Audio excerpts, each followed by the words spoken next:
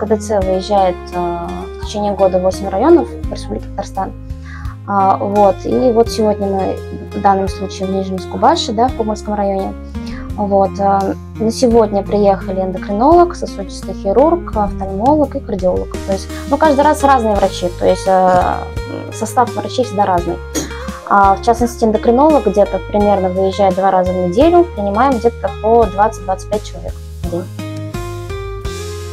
Şimdi bana küpten küttük. Şemine kardiyologda buldum. Onun merhametliliği, onun maturitif eğitüleri benim yüreğime şunday moy bulup yattı.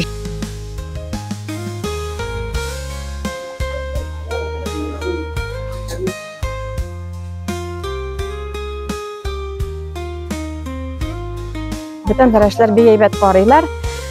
Rahmet onlara.